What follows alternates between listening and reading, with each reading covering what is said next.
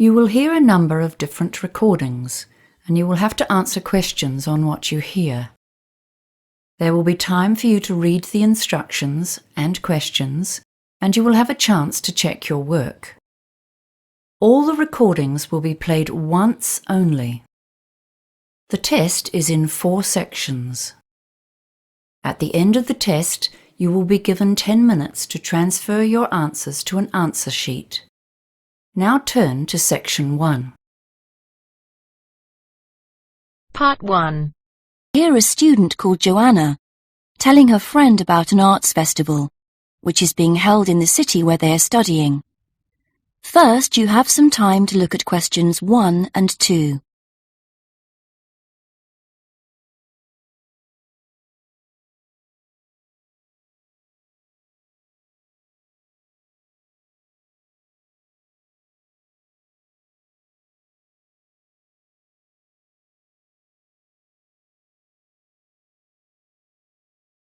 Now we shall begin.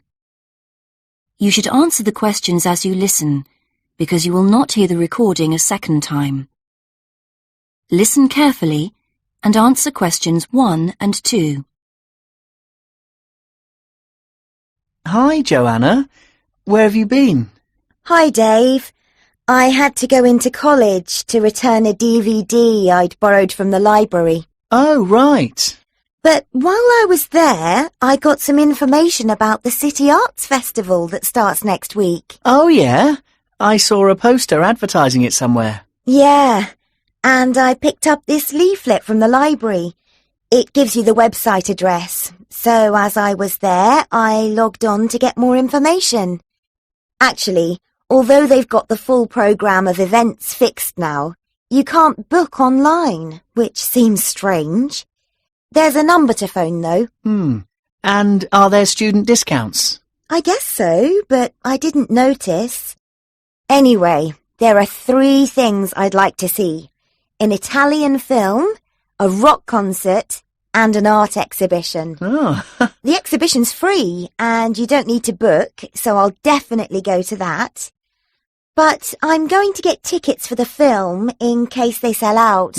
Good idea. You can always buy concert tickets at the door, because that's in a really big hall. Right.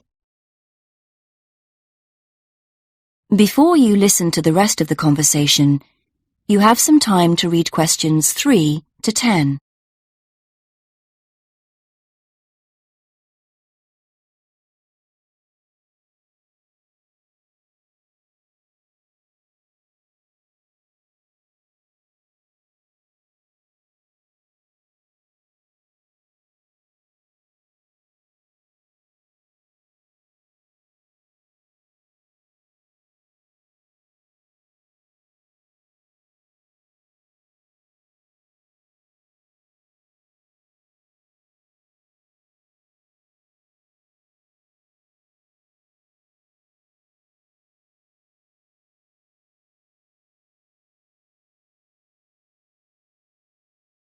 Now listen and answer questions 3 to 10.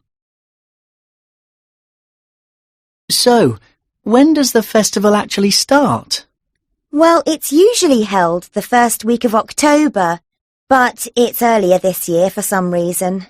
The opening night is September the 20th, and events go on till the end of the month. And have you got that phone number?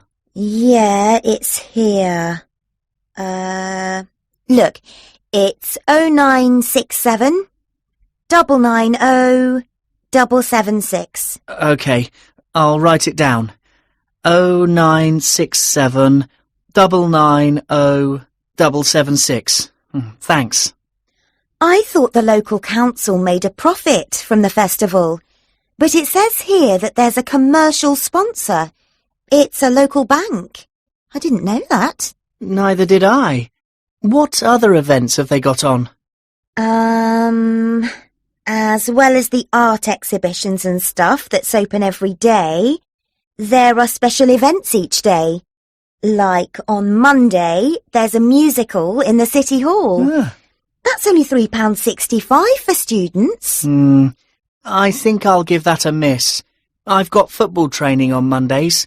but I'm free on Wednesday. There's a jazz band on then, and that's only £2.50 for students. Sounds good. Is that in the City Hall too? We could go. Well, I'm busy actually, but it's at the sports centre if you're interested. Oh, right.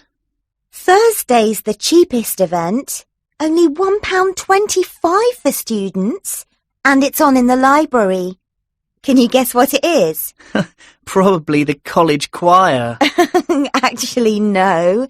They've not been asked, apparently. Oh. No, it's a poetry evening. Isn't there any modern dance on anywhere? On Friday. That's at the college. It's quite expensive, though. £15 for adults and £12.75 for students. Oh, yes, that is a lot.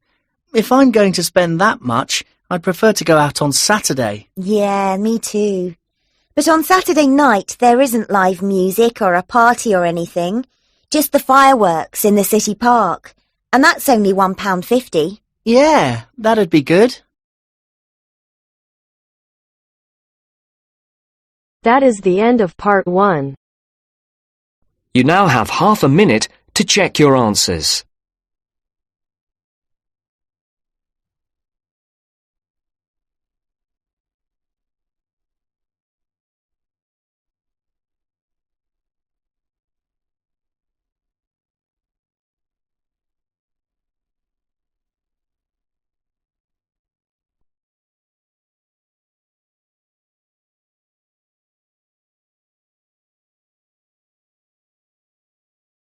Now turns to part 2. Part 2. You are going to hear a conversation between a student and a driving instructor. First, look at questions 11 to 14.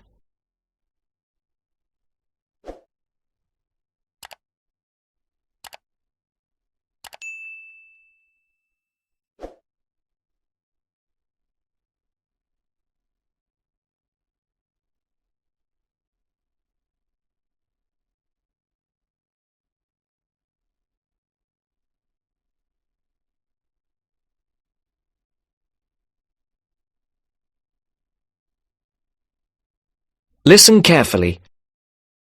Hello, I'm going to be your driving instructor today. Are you ready to begin? Hi, hope you don't mind. It's my first time driving a car. Of course not. That's my job.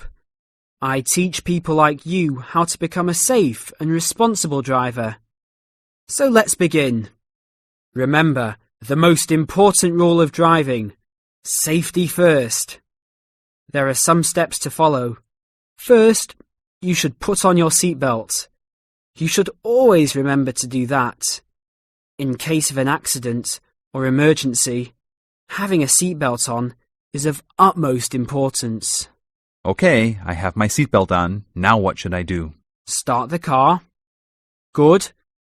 Now make sure that the steering wheel is in the proper position and that your seat is not too far or not too close to the pedals. I'm all ready to go. Should I shift into first gear? Don't forget to put the parking brake down. You don't want to drive with that up. Oh yeah, I almost forgot. If I have the parking brake on, I won't be able to accelerate. Yes, that's right. Now put the car in reverse and slowly back out of the parking space. Good. Put the car in first gear. When should I shift? Is it better to shift slowly or quickly? You can shift whenever you feel is appropriate. This means shifting should occur smoothly. Do not shift too slowly or you will stall. Shifting too fast will waste gas. Shifting is simple. Just remember to shift smoothly. To shift, you will have to push the clutch and then push the gas pedal. Before the broadcast continues, look at questions 15 to 20.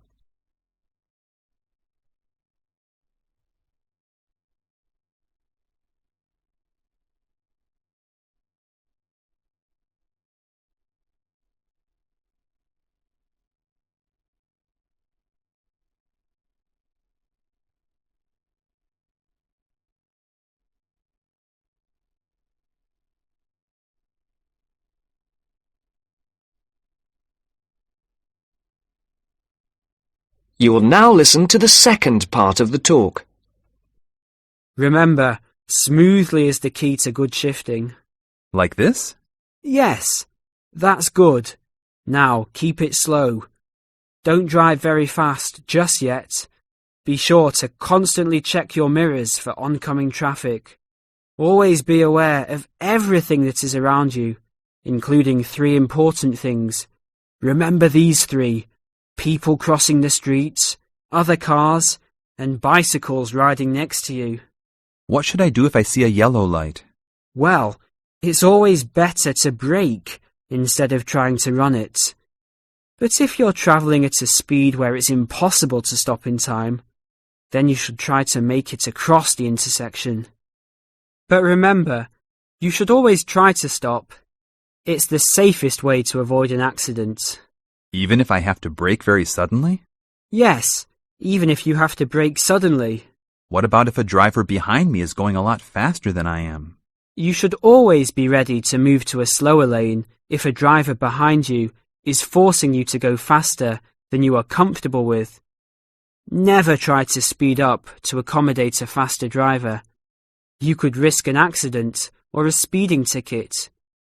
It's better to let him go. That sounds like good advice. Be careful. There is a sharp turn up ahead. Remember to brake before turns. Otherwise, you might flip over if your speed is too high going into a turn. Got it. I know that I should always try to observe all traffic safety. That's right. If safety is not your first priority, it will make driving very dangerous for you and other drivers on the road. Okay, park the car here. You did a great job today for your first day. I'll see you in 3 days. Thanks so much. I will see you then.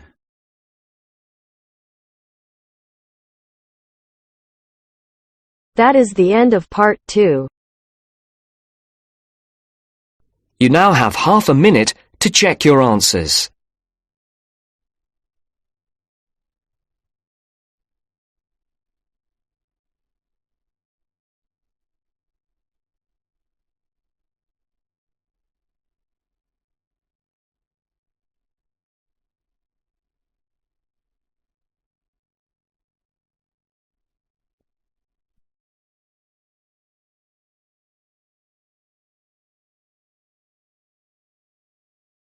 Now turns to part 3. Part 3. You will hear 2 undergraduates doing a research methods course. A girl called Leela and a boy called Jake having a seminar with their tutor. Now you have some time to look at questions 21 to 24.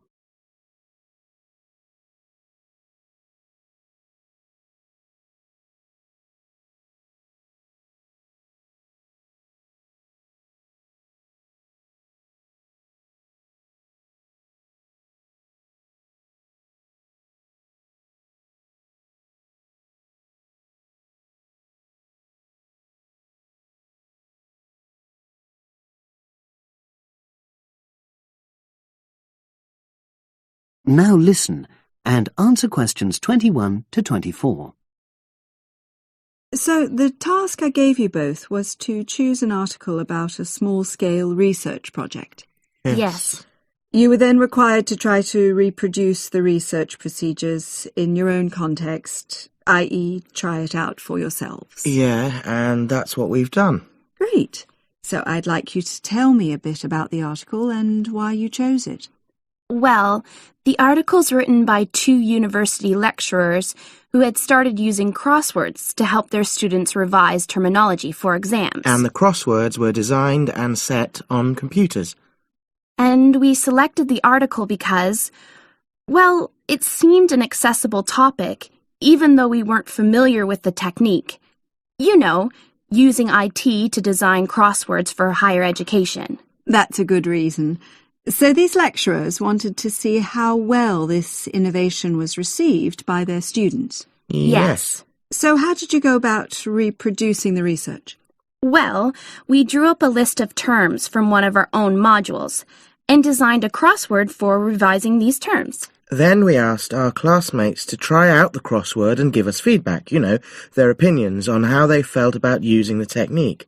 Was it easy to find participants? It wasn't easy at first, but then we convinced them that by taking part in the research, they were actually benefiting themselves by preparing for an exam which is coming up later this term. And it worked. Good. So how did you find out what the students thought about doing the crosswords? A questionnaire. The original article used a 2-page long questionnaire. There were lots of excellent questions on it, but the whole section on difficulties using IT is now obsolete. Old-fashioned even though it had only been written a couple of years ago. So you designed a shorter version? Yeah. Then we sent it to the 40 students by email and got 28 replies. I was taken aback by the fact that everybody we talked to thought this was a good return. I mean, the responses were well written. People had taken a lot of care, but I was really disappointed with the low numbers.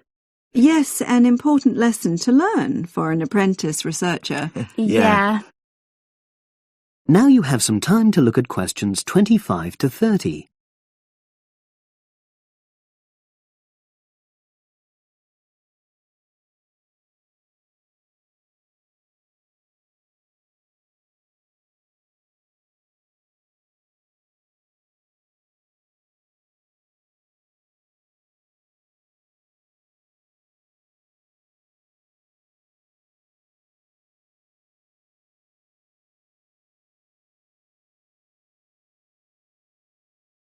Now listen and answer questions 25 to 30. So what results did you get? Well, basically, the responses were extremely positive. The students said that doing the crossword on a computer helped them really focus on the work in hand and not be distracted, which is something that commonly happens with other ways of doing revision. Yeah, that was really clear. But something that struck me was that having fun hardly featured in their responses, nor did anything to do with spelling of hard words, which I thought would be an obvious benefit. No? Okay. Respondents also said that doing the crossword hadn't really increased their general motivation to study, but that it had highlighted the gaps in their memory so they knew what further work was necessary. Right. So how did your findings tally with those of the original researchers? There were lots of similarities, but... There were probably two main differences. We found that more males than females liked the technique, whereas the original study found the reverse. Also, our respondents said they wouldn't mind doing a crossword as a final official exam, whereas in the original study, students said they would hate doing it even if it meant having a shorter test. But of course, both sets of respondents said they'd be interested in doing more crosswords for informal purposes, revision, and so forth. Right. So let's have a think about the whole project and what you've learned from doing it. Well, it was very time-consuming. Yeah, and I don't think we managed that aspect very well. It could have been worse. I mean, we didn't have a lot of data, so we didn't have to spend ages processing it. And of course, we'd already done a course on numerical data processing, so there wasn't much new there. Yeah, that's true. Anyway, I think we designed our questions well so that they gave us manageable data. Yeah, it really helped having the original study to guide us, as it were. And that helped us to see what a good research instrument is. What a good questionnaire should be like. Absolutely. We got a lot from that. But when we were writing up the project, I'm not sure whether we'll know how to acknowledge the work of the original study. Our referencing. No, that's something we'll both have to work on in the future. Actually, that part's been great. Finding ways to share and support another person. That's the real plus from the project. Learning ways to do that. Well, it's obviously been very successful.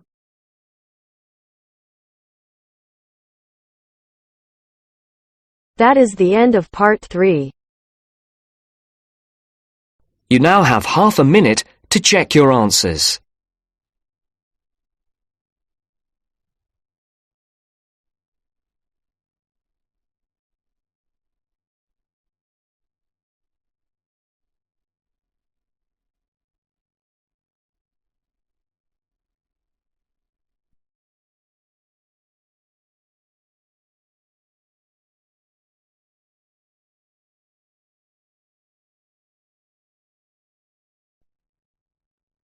now turns to Part 4. Part 4. You're going to listen to a talk about tea in the UK. First, you have some time to look at questions 31 to 40.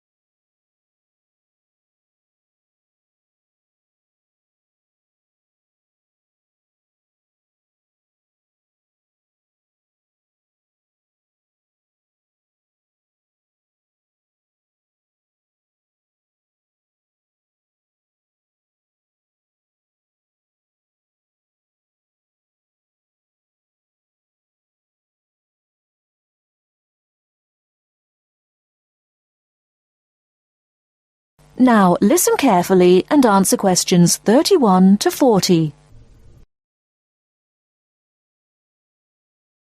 During the 1930s, there was a popular song which had the title, "Everything Stops for Tea," and to millions of British people, a restful cuppa is still an ideal way to relax for a few minutes from the rigours of the day.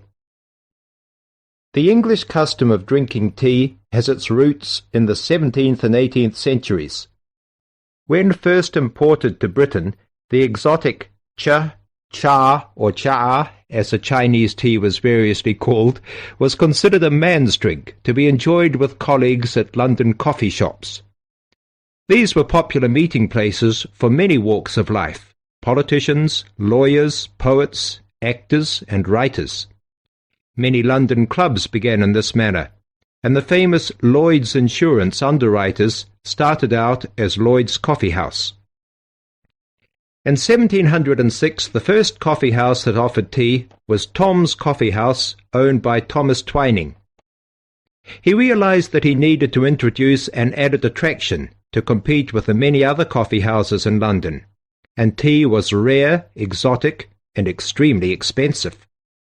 With these credentials, tea became an exclusive drink and enabled Twining to open a tea shop under the sign of the Golden Lion in the Strand. By the 18th century, the ladies of the more affluent classes were going China mad, using tea as an excuse for displaying their extravagant purchases of Chinese porcelain and Dresden tea sets. A comprehensive tea tray would consist of a teapot and stand, teacups and saucers, sugar bowl, milk jug, and basin for discarded tea and tea leaves. Tea was still expensive and kept in locked tea caddies. Skilled craftsmen fashioned caddies of carved inlaid woods fitted with crystal and precious metals.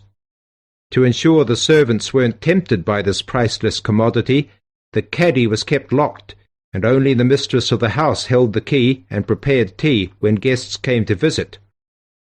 No well-brought-up young Englishwoman could consider herself socially acceptable unless she knew how to brew a proper cup of tea.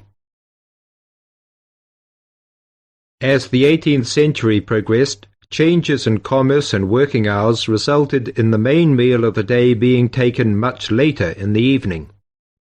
The prospect of lasting from breakfast until evening did not appeal to the Duchess of Bedford, who is usually credited with being the first to alleviate late afternoon hunger pangs by introducing a small 4 o'clock meal served with tea. With time, the light, wafer-thin toast or delicate white bread gave way to exotic fillings like tomato and egg, cucumber, chicken, or potted shrimps, followed by buttered scones, crumpets, or elegant pastries. The popularity of tea continued to spread, but it was not until 1839 that the first shipment of Assam Indian tea was landed in Britain. A healthy trade with India was soon established, and tea clippers, like the Cutty Sark, now a museum in a dry dock at Greenwich, were reaching the peak of their sailing days. In 1879, the first limited shipments of Ceylon tea began to arrive, and by 1880 this had been firmly established alongside Indian and China teas, giving the broad range of teas that are available today. There have been few changes in 3 centuries of tea trading. London is still the centre, and indeed Twinings still has a shop on the site of the original Tom's Coffee House at 216 The Strand. The name Twining has been linked with tea for over 280 years. Indeed, it was Richard Twining, in his capacity as chairman of the dealers of tea, who in 1784 persuaded Prime Minister William Pitt to reduce the high tax on tea, making the beverage more accessible to the general public. That is the end of part 4. You now have half a minute to check your answers.